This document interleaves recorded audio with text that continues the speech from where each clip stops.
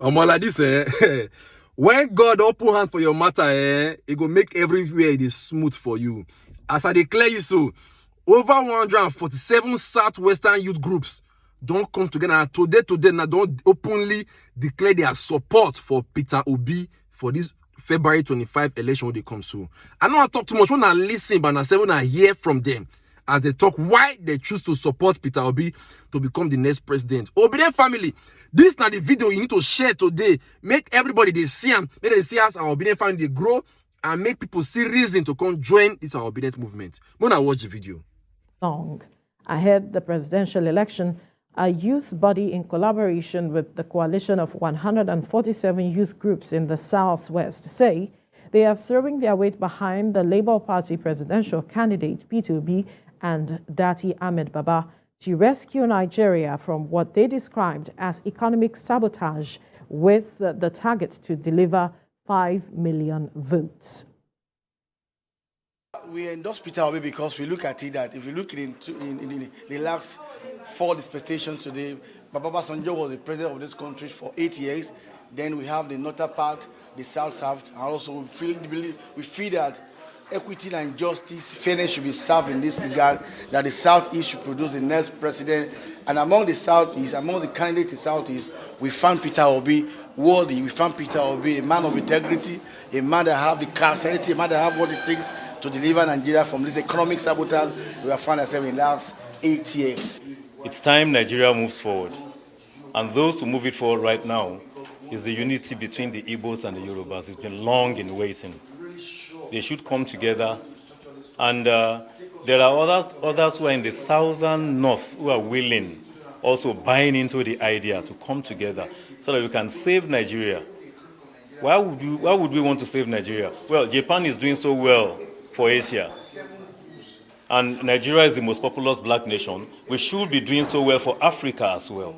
There is no dichotomy anymore in Nigeria. Our principal, Dr. Peter Gregory Obi, foresees a unified country. And if Afenifere, an organization that we all see as a Yoruba organization, is now, particularly the youth council of that organization, the youth, we always say, is the future generation. We know that together in unison, 25th of February, we shall deliver Nigeria to the Labour Party. Okay, Excellency, joining us is one of Nigeria's prominent actor. I'm going to bring him online now. His name is Deyemi Okolawon. Is one of the prominent actors in the movie industry. He has a question or two to ask. Deyemi, how are you doing, Deyemi? I'm very well, thank you. Can you hear me? Loud and clear.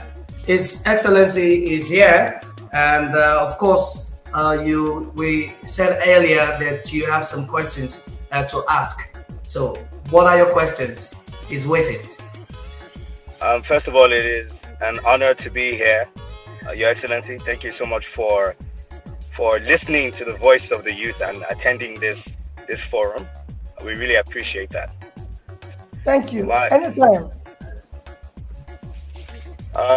So my question goes as thus, because you've answered one of the questions that I had in mind about the entertainment industry, especially with regards to Nollywood. But sir, we know that many Nigerian youth are leaving the country, primarily because of our, worsening economy, which has been fostered by bad economic policies by both the executive arm of the government as well as the CBN. This would not have been the case if Nigerian youth had globally relevant skills that could earn them foreign exchange, and also if this system actually allowed us to carry out transactions seamlessly across borders. It's very challenging to do business outside, from outside the country, to earn income from outside the country. Please, sir, for my first question, it is, what steps could you possibly take to, first of all, reverse this drain, our youth leaving the country in droves? And also, what steps would help to improve our ability to do business outside the country, even while we are living in the country. For my second question, sir, from 1967 to 1970, even though I'm a student of engineering, I'm a lover of history. Nigeria went through a civil war, which especially claimed the lives of millions of Igbo people. Since then, till now, the federal government has hardly acknowledged this monumental disaster. So my question is, how would you finally seek justice for the lives that were lost during the Biafran genocide? Thank you very much, sir. Well, you have 3 questions now. 2 questions. One has to do with the Nigerian youth and the economy. One has to do with Nigerian youth. Number 2 is how we can continue business outside Nigeria. Yes, sir. Number 3 is seeking justice for those who are killed in the Biafra. So that was I said 3 questions. Question number 1. There's nothing you can do to reverse people leaving the country except to have a country that is well governed. 1, by securing it. People cannot continue to live in an insecure place. Ensure that you create an enabling environment where people can live and thrive. So a society of law and order, a society where people can genuinely work hard and earn a decent living. You can't ask people when you're not doing the right things to just sit down and die. They need to go where they have to earn a living and everything, because they have to live. So for me, it is important that people understand that to get them to come back is to reverse that trend, to ensure that A, things are working, they're secured, so they can live. Things are working. They have a viable opportunity to earn a living. Number 2 is that people want to live here and do business outside. I'm actually a bit astonished by that. We are looking for people to work outside and earn dollar. We want every penny. I'm not even going to be giving them the opportunity. I'll be the leader. I'll be make sure I escort them to where they will do the business. Is that to say I'm looking for everybody that can earn a dollar. It's forget I'm a businessman. Every opportunity to earn money will be supported by me personally. Go ask as a governor and look for anybody who was ready to do anything in order for us to generate income. So there's no way I will not be able to do that. I'll support that 24 hours. If you don't know today, the reason why our rate of exchange is worsening every day is because of our reserve. And your reserve is driven by your exports. And you have people who are going to earn dollar. I mean, they should be encouraged by all means. We'll do everything. When I tell you what I'm going to do by moving the country from consumption to production, you see the reason. As for the issue of those, compensate those who died during the Biafra and everything, it's something, again, if you look at my broadcast of 15th of January this year, I did a broadcast where I said, Biafran war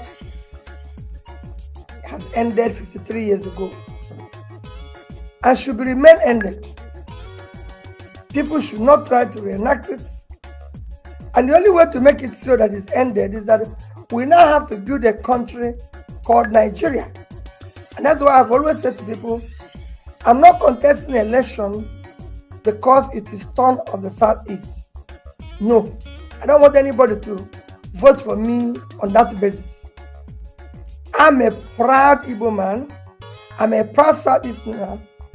But I'm even more proud Nigerian. And my number 1 goal is to ensure that for 10 years from now, no Nigerian will ever say, I'm from here, I'm from here. But be proud to raise his green passport and say, I'm a Nigerian. And I have what it takes to do that. It's going to be difficult. People will not be happy. But those people like you who are committed and have genuine things you will do, will. But those who are, again, moving around now with too much wealth without enterprise will not like it. Because we must get this country to work. And work for those who want things to go properly like it's going in every other country. So in compensating them, there's so many things we need to look at. Maybe we will compensate them, but maybe there's the places where we need to apologize.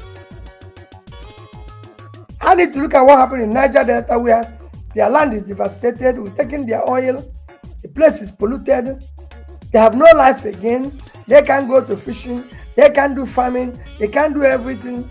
So there might be places I will go and say, we're sorry, we've done the wrong thing. But however, let the past be past so we can move